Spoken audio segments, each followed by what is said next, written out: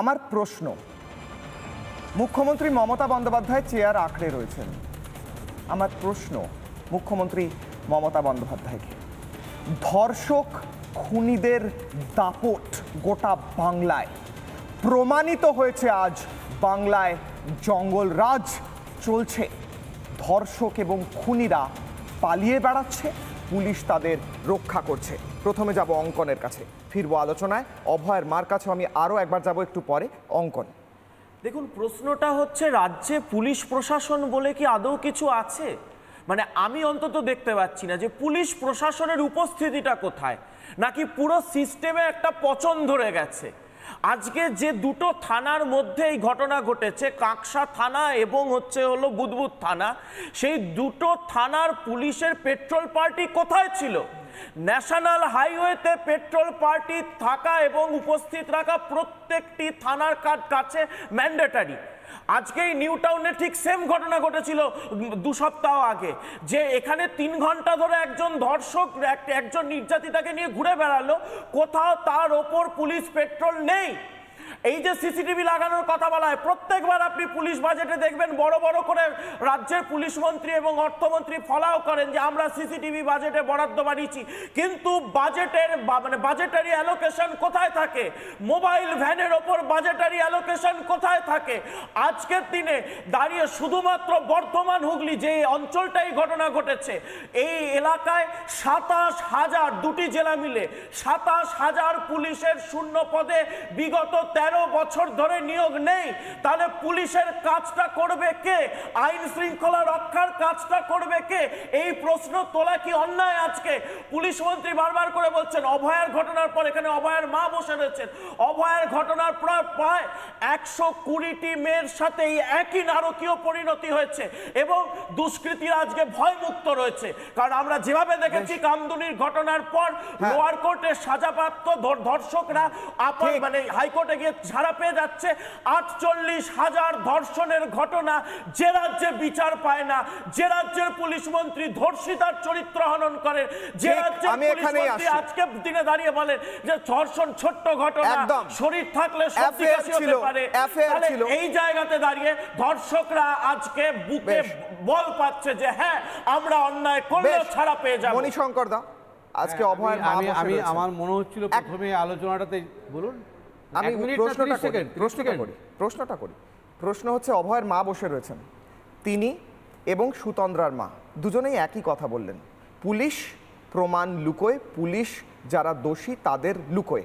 আজ অভয়ের মাকে বলুন, নয় বলুন উনি মিথ্যে কথা বলছেন, নয় বলুন মুখ্যমন্ত্রী আজ ব্যর্থ।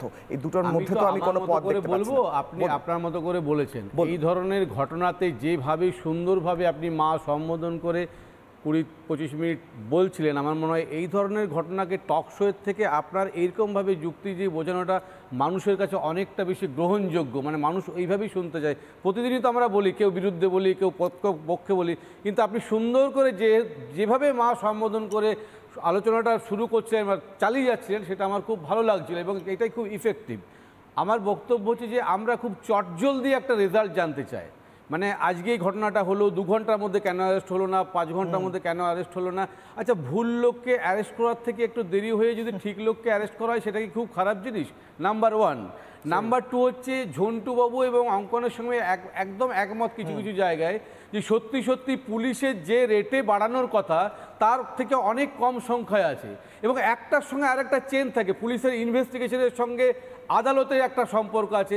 আদালতে গিয়ে দেখুন, হাইকোর্টে 74টা জজ, 34 না 35টা জজ আছে, সেখানে এতগুলো জাস্টিসের ইন অ্যাবসেন্সে বিচার পাচ্ছে না। সেন্ট্রাল গভর্নমেন্ট থেকে জজ রিক্রুটমেন্ট করছে না, যদি বা রিক্রুটমেন্ট করছে কিছু কিছু জজকে সার্কিট বেঞ্চ বা অন্যান্য রাজ্যে নিয়ে চলে যাচ্ছে। ফলে আপনাকে সার্বিকভাবে পুরোটা দেখতে হবে যে সেন্ট্রাল বা স্টেট গভর্নমেন্টের দুজনেরই কি ভূমিকা আছে এইসব রিক্রুটমেন্টের ক্ষেত্রে। একটার সঙ্গে আরেকটা কিন্তু ইন্টারলিঙ্ক। আমি শেষ কথা বলবো, মহিলাদের নিয়ে কথা হচ্ছে, আমি একটা কথা বলে 10 সেকেন্ড শেষ করবো। অভয়াদের মায়ের কান্না রুখতে পারবেন? অভয়াদের ধর্ষণ রুখতে পেরেছিলেন? সুতন্দ্রার মৃত্যু রুখতে পেরেছেন? আলোচনা করতে গিয়ে মহিলা মুখ্যমন্ত্রীকে, মুখ্যমন্ত্রীর রাজ্য উনি বলছেন মুখ্যমন্ত্রীর রাজত্বে 48,000 ধর্ষণ ধর্ষণের বিচার হবে না, আর মহিলা মুখ্যমন্ত্রী দোয়াই দেবেন। বাংলা নিজের মেয়েকে চায় স্লোগান তুলে ভোটে জিতবেন, আর বাংলার মেয়েদের সুরক্ষা দিতে পারবেন না। একজন মা হয়ে একজন মুখ্যমন্ত্রীকে বলছেন শুনি মা হয়ে এক মিনিট, আমি ব্যথা বেদনা বলতে পারবেন না। শুনুন, এটা কেন উনি বলছেন আমি বলছি। এক মিনিট হোল্ড করুন, মণিশঙ্করটা শুনুন। এক মিনিট, অঙ্কন এক মিনিট।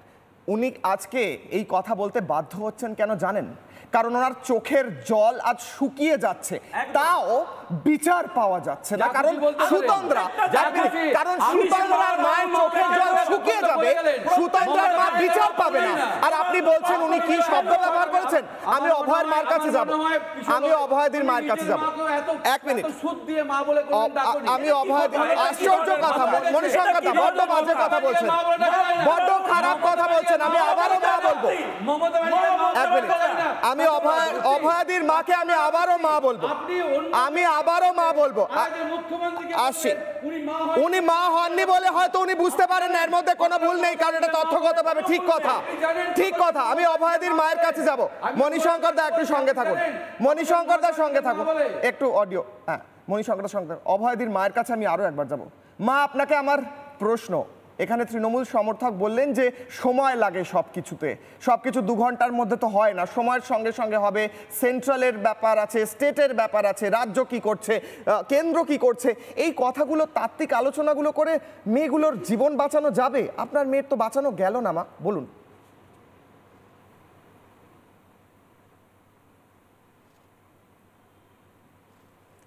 জীবন বাঁচানো যাবে কি, তদন্তই তো হয়নি এখনো আমার মেয়ের। আমি মনে করি আমার মেয়ের যারা খুনি ধর্ষক তারা এখনো হসপিটালেই ঘোরাফেরা করছে। ওই সঞ্জয় একা কিছুই করেনি আমার মেয়ের। একটা সরকারি হসপিটাল, এত সেখানে পেশেন্ট, এত ডক্টর, সেখানে নার্স, গ্রুপ ডি, একটা জনবহুল হসপিটাল, সেখানে বাইরে থেকে একজন সিভিক ভলেন্টিয়ার গিয়ে একটা মেয়ে, একটা ডিউটিরত ডক্টরকে এসে হাত দিতে সাহস পাবে কেন তার গায়ে?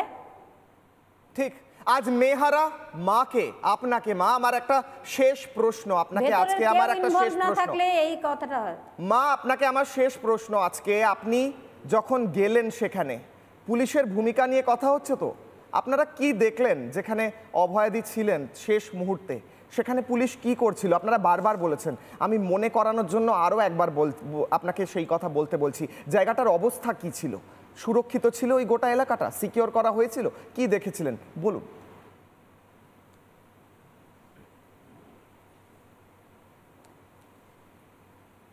আগের দিন থেকেই বলি, আগের দিন 11টা 15-তে আমার মেয়ে ফোন করেছিল আমাকে, বলল মা আমাদের খাবার এসে গেছে, তোমরাও খেয়ে দিয়ে ঘুমিয়ে পড়ো, কোনো টেনশন নেই। সেই মেয়েটা সকালবেলায় আর নেই। আমাদের বাড়িতে 10টা 53-তে ফোন এলো যে আপনার মেয়ে অসুস্থ। পর মুহূর্তেই সেই ফোনটা থেকেই বলা হলো যে আপনারা তাড়াতাড়ি আসুন, আপনার মেয়ে সুইসাইড করেছে।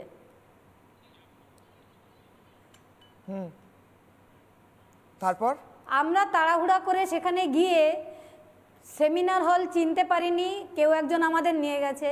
আমরা এমার্জেন্সিতে খুঁজছিলাম মেয়েকে, কারণ বলেছে অসুস্থ, তাই আমরা ভাবছি অসুস্থ হলে তো এমার্জেন্সিতে নিয়ে আসবে বা কোথাও তাকে ভর্তি করবে, তাই আমরা এমার্জেন্সিতেই তাকে খুঁজছিলাম। তখন এমার্জেন্সি থেকেই একজন আমাদের নিয়ে গেল সেমিনার হলের 4 তলায়। সেখানে আমাদের ওই সেমিনার হলে তখন বলল যে সেমিনার হলে আমার মেয়ে আছে। তখন আমি পুলিশের পায়ে ধরে কাঁদলাম যে আমার মেয়েটাকে একবার দেখতে দিন মুখটা। বলল না, ভেতরে তদন্ত চলছে, এখন যেতে পারবেন না, ওখানে গিয়ে বসুন। কিন্তু আমি বারবার পুলিশের পায়ে ধরে গিয়ে কাঁদলাম যে ভেতরে তো এত লোক রয়েছে, আমাদের একটু মেয়ের মুখ। মা আপনি একটু সঙ্গে থাকুন। নানা ধরনের কন্টেন্ট দেখার জন্য লাইক করুন, শেয়ার করুন আমাদের ফেসবুক পেজ, সাবস্ক্রাইব করুন আমাদের ইউটিউব চ্যানেল। পাশাপাশি অন্যান্য ব্রেকিং নিউজের জন্য অবশ্যই চোখ রাখুন রিপাবলিক বাংলায়।